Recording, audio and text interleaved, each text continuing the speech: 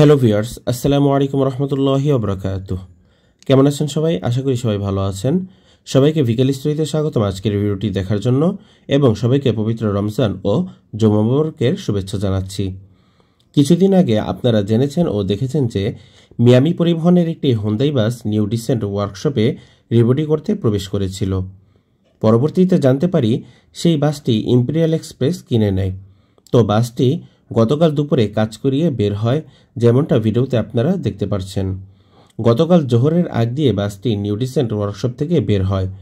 বাসটির rebody ও রিপেন্টের কাজ করানো হয়েছে, সম্পূর্ণ নতুন পেইন্ট দেওয়া হয়েছে, অনেকটা সেরমার্টিন মার্সিডিজ বেঞ্জ স্লিপারের মতো।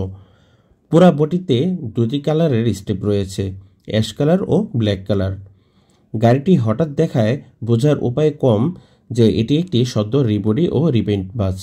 মনে হবে যে আজই বাসটি দেশে নতুন এসেছে। বেশ ভালো কাজই করেছে নিউ ডিসেন্ট ওয়ার্কশপ। বাসটির বিকেএসপিতে একটি রিজার্ভ ট্রিপ থাকে, ক্লাবের খেলোয়াড়দেরকে নিয়ে ঢাকা আসার কথা রয়েছে। তাই বাসটি গ্যারেজ থেকে বের হয়ে প্রথমেই চলে আসে আমিনবাজারে অবস্থিত এইচকে ফিলিং স্টেশনে। এখানে এসে বাসটি কিছুক্ষণ দাঁড়ায় এবং অল্প কিছু ফুয়েল সংগ্রহ করে। অতঃপর বাসটি এখান থেকে ফুয়েল নিয়ে তার কাঙ্ক্ষিত গন্তব্য বিকেএসপির উদ্দেশ্যে চলে যায়। এবার আসি গাড়ির ইন্টেরিয়র পার্টে। গাড়িটির ইন্টেরিয়র আগেও কিছুটা ভালো ছিল, আর এবার তো আরও ভালো করে কিছু কাজ করানো হয়েছে। টুকটাক যে সমস্যা ছিল সেগুলো দূর করা হয়েছে। হোন্দাইয়ের যে মূল সিট সেটি রাখা হয়েছে। গাড়িটিতে যে একটি লাক্সারিয়াস গাড়ি সেই ভাবও রয়েছে এই গাড়িটিতে। ধন্যবাদ দিব যে আলতোপালতো অতিরিক্ত কোনো ধরনের লাইটিং করানো হয়নি এই গাড়িটিতে। বর্তমান স্লিপার বাসগুলোতে যেই ধরনের অতিরিক্ত লাইটিং রাখা হয় বিভিন্ন কালারের, সেই ধরনের কোনো লাইটিং করা হয়নি, বরং স্বাভাবিকই রাখা হয়েছে। গাড়ির বয়স আন্দাজ অনুযায়ী গাড়ির ইঞ্জিনের সাউন্ড এবং ভাইব্রেশন আমার কাছে কমই মনে হয়েছে। তবে রানিংয়ে কেমন থাকে সেটা জানতে একটু অপেক্ষা করুন। আপনাদেরকে এই ভিডিওর মাধ্যমেই আমি জানাবো এবং দেখাবো, এবং আপনারা শুনতে পাবেন গাড়ির বর্তমান যেই ইঞ্জিন সাউন্ড বা যেই নয়েজ রয়েছে সেগুলো কীরকম। ইনশাল্লাহ আপনারা ভিডিওর শেষের দিকে দেখতে পাবেন। গাড়িটির প্রতি সিটের সাথে সিট বেল্ট রয়েছে ও অটো সুইচ সিস্টেম রয়েছে সিট ফোল্ড করার জন্য। ওভারঅল গাড়িটি আমার কাছে বেশ ভালোই লেগেছে।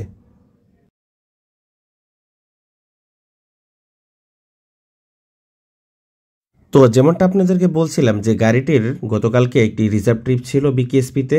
তো গাড়িটি পাম্প থেকে বেরিয়ে বিকেএসপির উদ্দেশ্যে রওনা হয় এবং আমিও সাথে এই গাড়িটির সাথেই বেরিয়ে যাই বিকেএসপির উদ্দেশ্যে।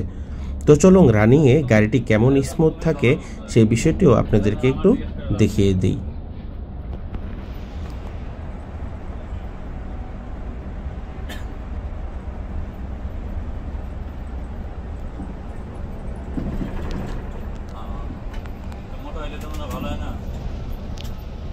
গাড়িটি সম্ভবত ইম্পেরিয়ালের বহরের প্রথম হোন্দাই বাস এটি।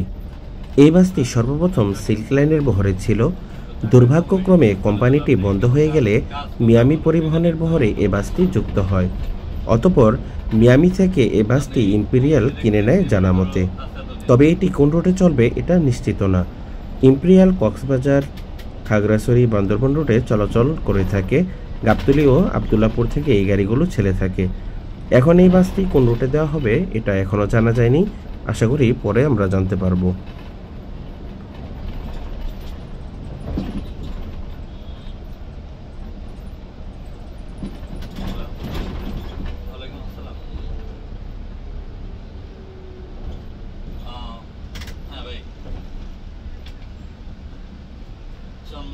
গাড়িটির সামনের আসনে এবং গাড়িটির পেছনের আসনে দুই জায়গায় বসেই আমি একটু বোঝার চেষ্টা করেছিলাম যে গাড়িটির ইঞ্জিন সাউন্ড কীরকম, কোনো অতিরিক্ত সাউন্ড করে কিনা বা কোনো ভাইব্রেশন করে কিনা। তো আমার কাছে ওইরকম খারাপ কোনো কিছুই মনে হয়নি, বেশ ভালোই লেগেছে আমার কাছে। আশা করি যাত্রীরাও এই গাড়িটিতে ভ্রমণ করে বেশ ভালোই তারা উপভোগ করবেন, সেই আশাই করব।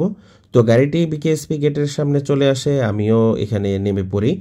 তো আশা করি আপনাদের কাছে ভিডিওটি ভালো লেগেছে। আর ভিডিও আজকের মতো এখানেই শেষ করছি। সবার সুস্থতা কামনা করে আজ এখানেই বিদায় নিচ্ছি। সবাই ভালো থাকুন, সুস্থ থাকুন, আমাদের ভিডিওগুলো দেখতে থাকুন, লাইক দিন, শেয়ার করুন। আসসালামু আলাইকুম ওয়া রাহমাতুল্লাহি ওয়া বারাকাতুহু।